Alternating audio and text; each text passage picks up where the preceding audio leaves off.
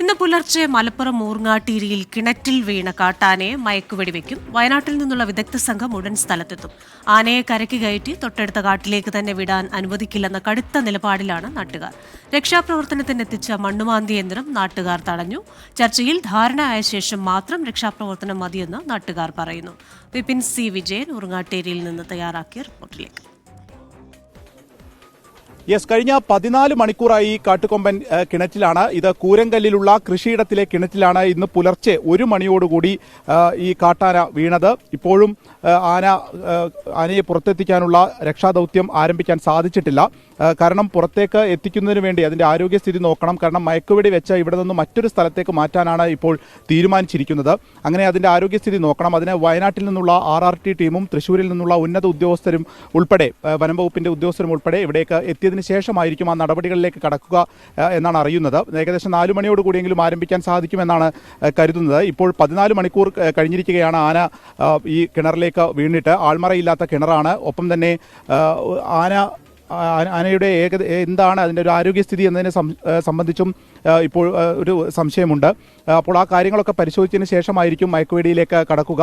കിണറിൻ്റെ വട്ടത്തിൽ നിറഞ്ഞു നിൽക്കുന്ന ആണ് കാട്ടാന. നമുക്ക് കാണുമ്പോൾ തന്നെ ആ ദൃശ്യങ്ങൾ കാണുമ്പോൾ തന്നെ അറിയാനും സാധിക്കും. ഇപ്പോൾ കിണറിനുള്ളിലെ മണ്ണൊക്കെ എടുത്ത് അത് കൊമ്പുകൊണ്ട് അതൊക്കെ എടുത്ത് മാറ്റാനൊക്കെ ഉള്ളൊരു ശ്രമം കഴിഞ്ഞ കുറേ മണിക്കൂറായി തന്നെ ആന നടത്തുന്നുണ്ട്.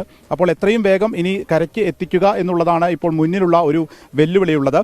ഇവിടുത്തെ നാട്ടുകാരെ സംബന്ധിച്ച് ഇതിനെ പുറത്ത് എത്തിച്ചാൽ തന്നെ ഇവിടെ തൊട്ടടുത്തുള്ള കാട്ടിലേക്ക് വിടാൻ ഒരു കാരണവശാലും അനുവദിക്കില്ല എന്നുള്ള ഒരു ഉറച്ച നിലപാടാണ് അവർ എടുത്തിരിക്കുന്നത്. അതുകൊണ്ടാണ് ഇവിടെ നിന്ന് മറ്റൊരു സ്ഥലത്തേക്ക് കൊണ്ടുപോകാൻ വനംവകുപ്പ് നിർബന്ധിതരാകുന്നത്. കാരണം ഇവിടേക്ക് വിട്ടുകഴിഞ്ഞാൽ ഒരു ദിവസം കൊണ്ട് തന്നെ ഇത് തിരിച്ചു വീണ്ടും ഇതേ കൃഷിയിടത്തിലും ഇവിടുത്തെ നാട്ടുകാരുടെ കൃഷിയും ഒക്കെ നശിപ്പിക്കുന്നതിന് വേണ്ടി എത്തും. അതുകൊണ്ട് ഇവിടെ ഒരു കാരണവശാലും അനുവദിക്കില്ല എന്നുള്ള തീരുമാനത്തിൽ തന്നെയാണ് നിൽക്കുന്നത്. അപ്പോൾ നിങ്ങളപ്പോൾ ആ തീരുമാനത്തിൽ തന്നെയാണ്? ഇത് 10-14 മണിക്കൂറായി ഏകദേശം ഈ കൊമ്പൻ ഈ കിണറ്റിക്ക് വീഴാൻ തുടങ്ങിയിട്ട്.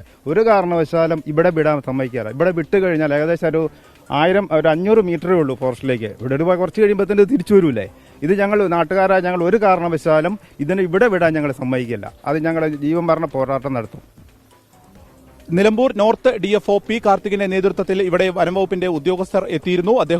അദ്ദേഹം വന്നപ്പോൾ തന്നെ നാട്ടുകാരുടെ പ്രതിഷേധവും ഉണ്ടായിരുന്നു. കാരണം ഇത്രയും കാലം ഈ ഒരു 5 വർഷത്തോളമായി ഇവിടെ ആനശല്യം അതിരൂക്ഷമായി തുടരുകയാണ്. പക്ഷേ വേണ്ടത്ര അതിന് വേണ്ട ഒരു സുരക്ഷ ഒരുക്കാനോ ഈ നാട്ടുകാർക്ക് വേണ്ടി സംസാരിക്കാനോ ഒന്നും തന്നെ വനംവകുപ്പ് തയ്യാറായില്ല എന്നുള്ള ഒരു പരാതിയാണ് അവർക്കുള്ളത്. അതുകൊണ്ട് തന്നെ ആനയെ മറ്റൊരിടത്തേക്ക് മാറ്റുകയാണ്.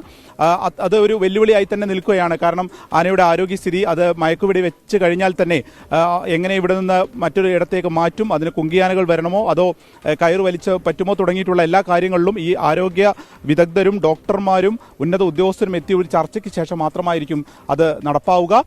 എന്തായാലും അത് ഇന്ന് വൈകുന്നേരത്തേക്ക് കുറച്ചുകൂടി വൈകുമെന്നുള്ളതാണ് ഈ ഘട്ടത്തിൽ മനസ്സിലാവുകയും ചെയ്യുന്നത്. ആന ഇപ്പോഴും കിണറ്റിൽ തന്നെ തുടരുന്നു.